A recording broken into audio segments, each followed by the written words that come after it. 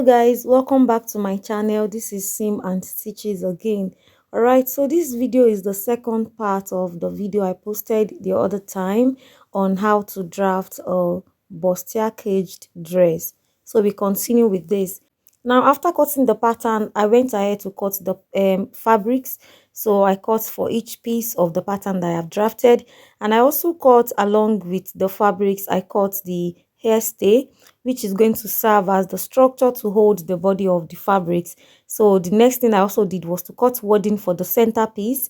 I cut the wording. I attached the wording, the hairstay on the fabrics and both the lining. So for the front and the back and the lining, I attached my hairstay on it to give it structure and to make it firm.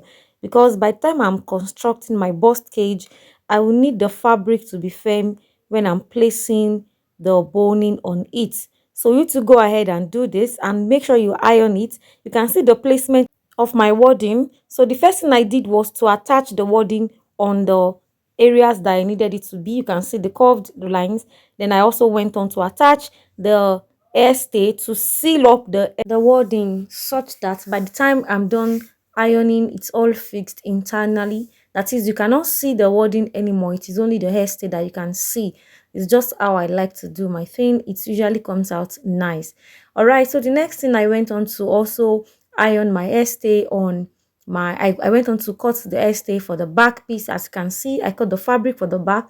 So this is how the back looks. This is the keyhole that I was explaining to you the other time in the other video, that the center is going to be having a space like a keyhole that would open, and just to show a bit of part of the back area. And then at the top part, I'm going to be fixing my hook and eye to hold it together. So you to go ahead and cut your fabric now. Alright guys, next thing you want to do now is to take it to the sewing machine and join the pieces together. You join the right piece with the center piece, and then you join the left piece with the center piece to help you to have a full front design. And then the way you did for the front main fabric is what you're going to be doing for the lining as well, because we are going to be working with both the main fabric and the lining. Our bust cage is going to be on the lining, but we're going to be covering it up with the main fabric itself. So after you are done sewing it, joining together this piece, you take it to your ironing board. You can see the way I'm ironing. Make sure you iron every seam flat.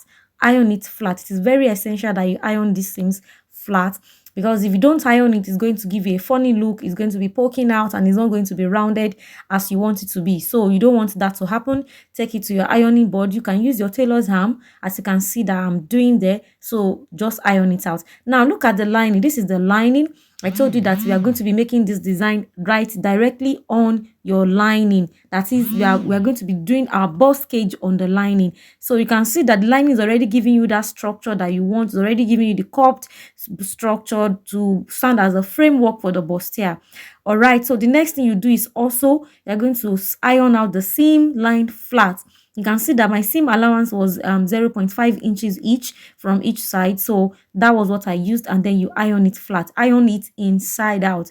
This requires a bit of time. Be patient. Don't rush. Nobody is rushing you. You want your work to be neat and well done, both inside and outside. So you just go ahead and iron it. And you can see by the time I flip it over, it's already giving me that shape that I want. At this point, I had not even added my boning. There is no boning in this, just my hairstay and my wording, and then you have the structure there. When you get it right, you draft the right pattern, you apply the right instrument, the right fabric, everything is going to work out perfectly. Just go ahead. If you have not watched my previous video, go back to my channel and watch the part 1 on how I drafted this.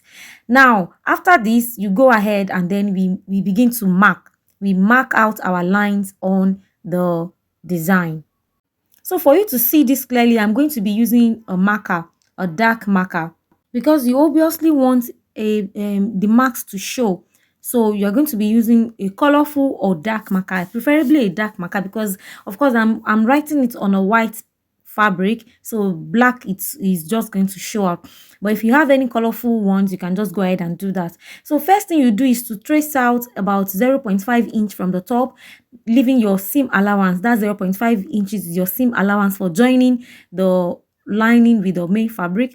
And then you trace out the edges. You know, by the time we were cutting our wording, there was a piece that we added to the right side and to the left side. Just trace it out like that. You're going to be stopping at your underbust. From the down part, you mark out your underbust line. That is where your bust line is resting. That is where your cage is going to stop. So from the sides, you're going to mark out where your wording stops. From the down part, you're going to be stopping at your underbust measurement. And from the top, you're just going to be marking 0.5 inch, which is the allowance that you're going to be using to join. So you come down below that 0.5 inches and then you mark it out to give you that shape. Now you locate the middle of that shape such that you divide it. That point, you divide it into two, one at the top and one at the bottom. Then you go ahead and divide the top part into two also. The essence of this is just to ensure that you have equal space in between. So you just go ahead and do that. Divide the upper part into two and also divide the lower part into two. By the time you are done, you have even lines, you have straight lines, and they are even the same allowances that you have at the top is what you have at the bottom, and it is well and correctly done. Now this is for this side. You're going to be going on the straight side as well, because as I applying the lining on this form, you're also going to be applying it on the straight form also. So what do? First thing I did was to trace out that part that I already sew. So I traced it out and then I marked the next about 0.5 1.5 inches, and then I went on like that. You can also locate the center for this before you start by the sides. So I worked with the sides and then I went on to draw it all through like that, making sure that the marks, the space that I have is evenly distributed, not that one is bigger than the other or one is not as wide as I want it to be. So you want it to rhyme, you want each space to rhyme and be equal. With that, you have created a box-like pattern which you are going to be placing your boning and they are going to be sewing on. So I'm going to be using this red line boning. Is a sewable boning. I used the half inch boning, not the 1 inch.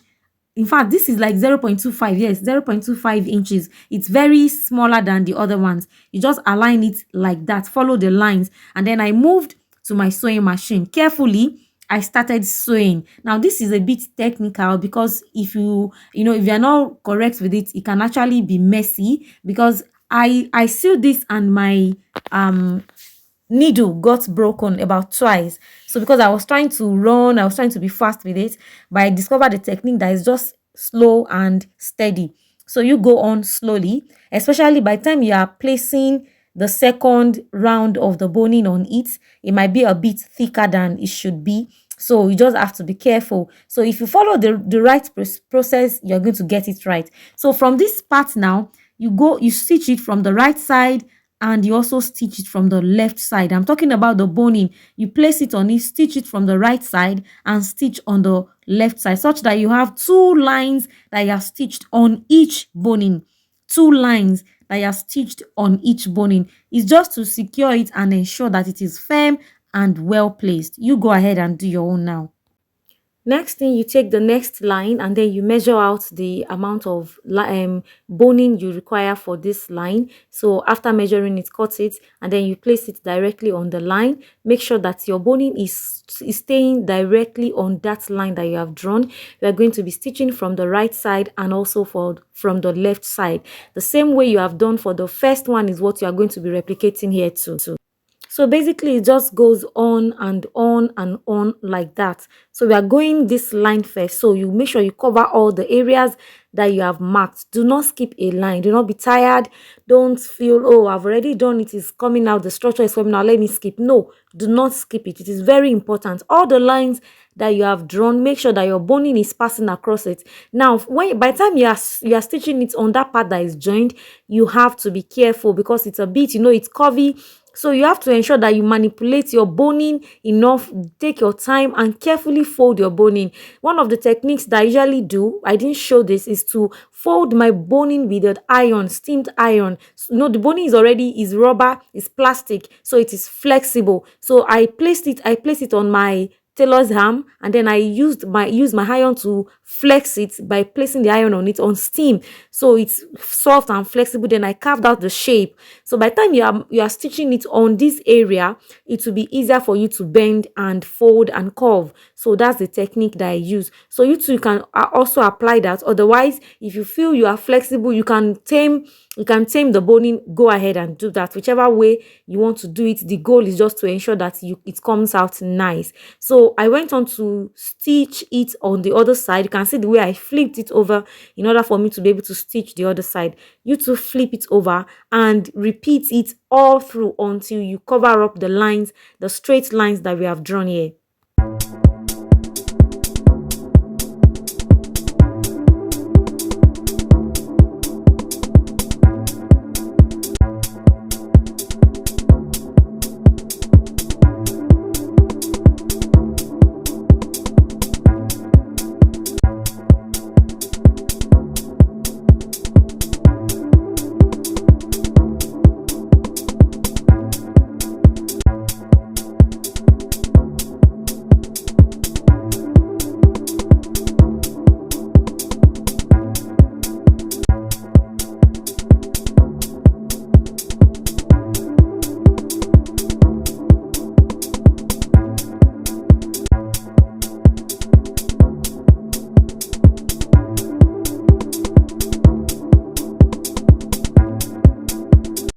Alright guys, I hope you guys are watching with me. I hope you are understanding the way I'm doing this.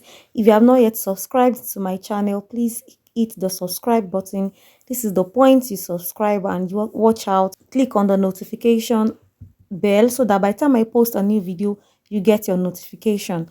Okay, so now at this point, I started applying the boning around the sides. The sides, I'm closing up my cage. So I applied it on the sides as well, and then I began the other line. The bent line. I've done it. I'm going to be doing this both vertically and horizontally, just as I've drawn on the wording area, on the bust area. So I went on to start the process for the other lines, and then I placed the boning carefully on the ones that I've done before, just for me to seal it up. You can see I'm trying to close up such that this edge will not be poking out. By the time you are done, you are stitching it, it won't poke you or your clients, and it won't injure anyone that is going to be wearing this. It's just like a finishing or closing end. So I make sure that it is well done and well closed. Now don't forget that we are stitching it on the two sides, both at the right side and at the left side of the boning.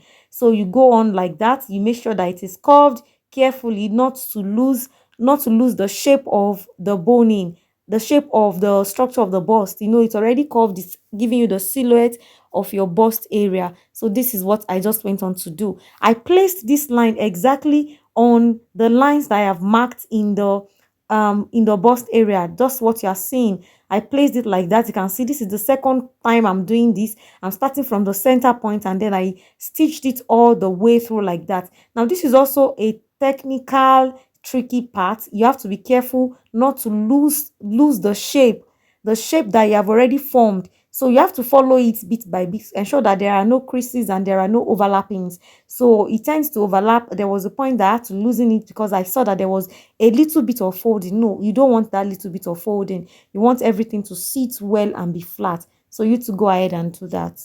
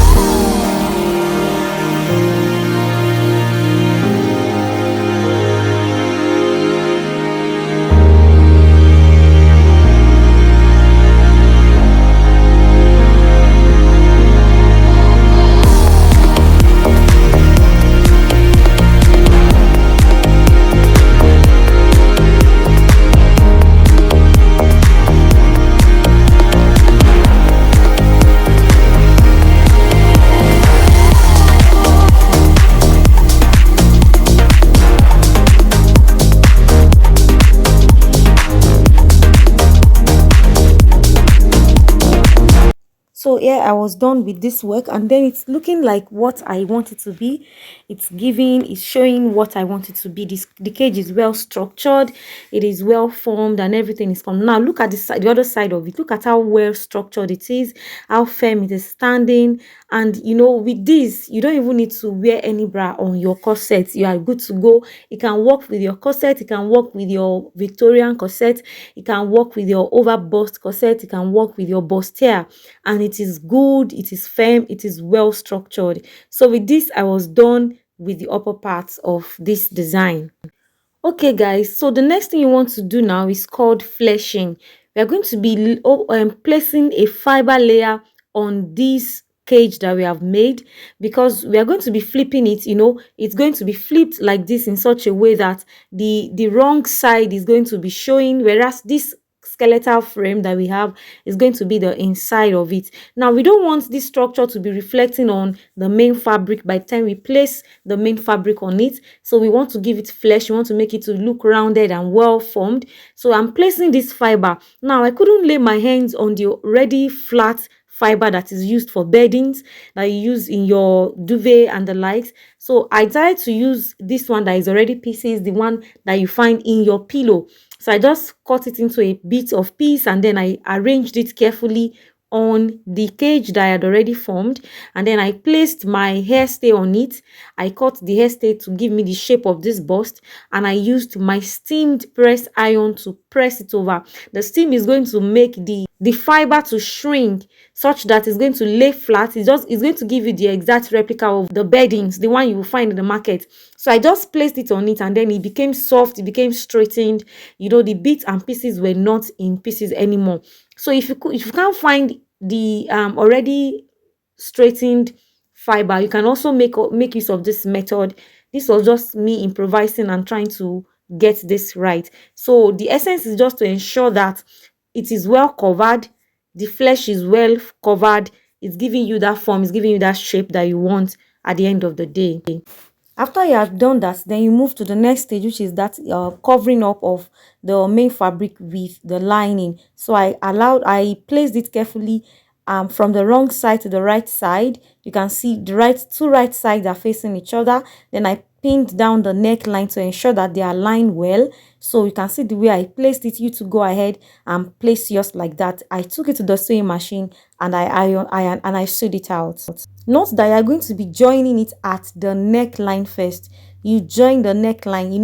It is this neckline that you can see that I'm pinning together, the neckline of the lining with the neckline of the main fabric itself. So you join it together. Yes, you can see it now. When you are done with joining of the neckline, then you can move to the sides. By the time you join the neckline, take it to the ironing board and iron out the neck such that it's firm and it's standing well. Then you can proceed to joining the sides. You are joining it from the wrong side also. So join it so that by the time you turn it to the right side, the seam line is inside. So it is stitched inside and it is neat at the end of the day. So you go ahead and do that. So while I had done that, I brought it to the ironing board as usual. Once you are done sewing a step, you proceed to ironing. Ironing. You cannot let go of ironing in designing and in sewing. So it makes your work to be more neat and comes out nicer. So I ironed it out and I formed out the structure. You can see the bust cage is caging.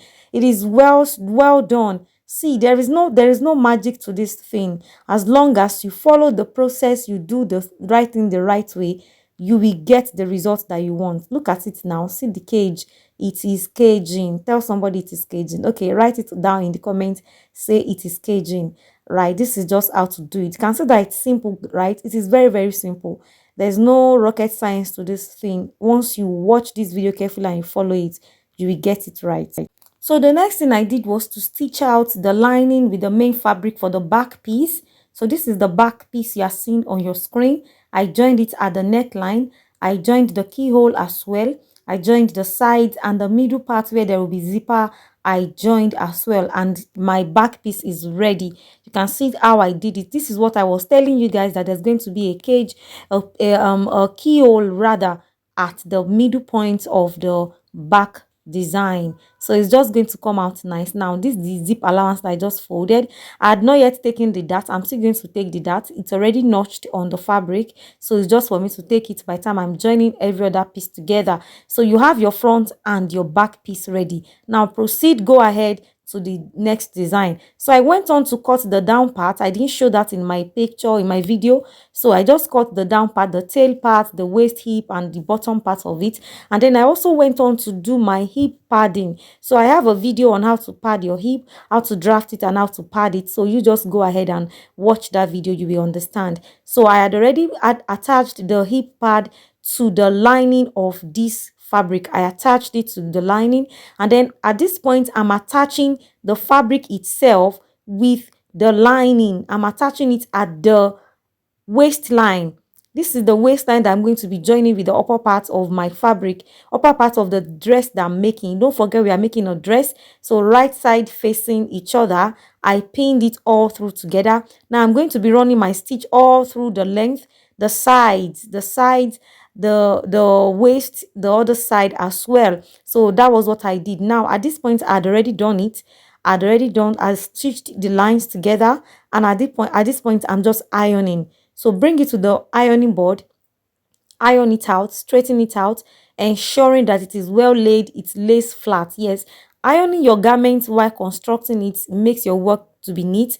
I've always been a preacher of this. If you want your seam lines to be neat, you cannot do away with iron. And I iron basically on seam press. So I used seam press iron because by the time I'm working with fabric, sometimes when fabrics are too dry, it can be a bit tricky to work with. So I wet it a bit with the steam, and then I straighten it out. It gives me the structure that I want.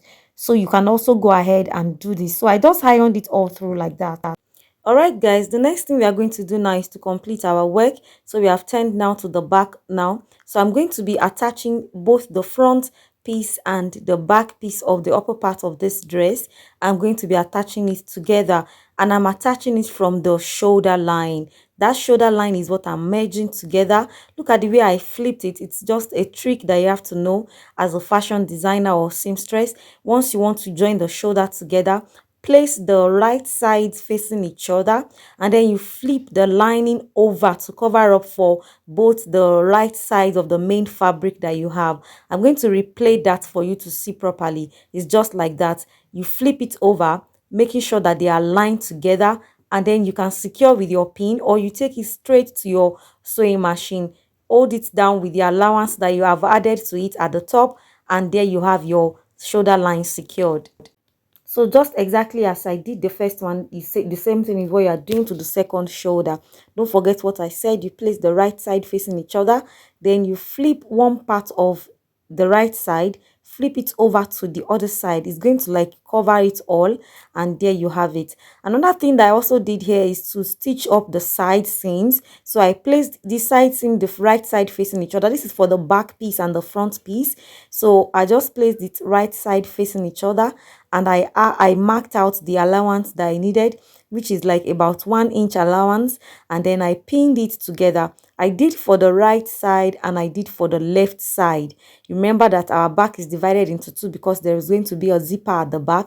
Now look at how I'm carefully doing this again. The same thing I did for the first one is what I am repeating at the other side. I just hooked it down, flipped it together, hook it with a pin, and I took it to the sewing machine to stitch. So you to do your own now. All right, at this point I had done sewing it by the side, and I've also sewn it by the shoulder part. So I have my front piece and my back piece merged together. I have both in one piece now. So as usual, I went on to iron it at the side seam. You know, I told you now, the moment I'm sewing, once I'm done sewing a part, I take it to the ironing board and iron it out. I'm not giving it any chance to wrinkle or stay without being ironed. So the shoulder is ironed. The side seam is what I am ironing at the present. Now the next thing you want to do now, after you have attached the upper parts, the front parts to the back parts for the upper piece of your gown, then we're going to be attaching the down part together with it. The way it is formed, united as a straight line, you're going to be placing the down part on it exactly like that. If you look at it, every line ought to align. Everything we align. The center we align with the center of the bottom part of your gown. The sides we align with the sides of the bottom part of your gown. With that, that is how you know you have accurately worked on your measurements and your seam lines allowances are correct. So this is what I went on to do. All right, so the next thing I did now is to flip it over. I flipped the top part on the bottom part, that is joining it at the half length. So I flipped it over after making sure that the lines are lined together.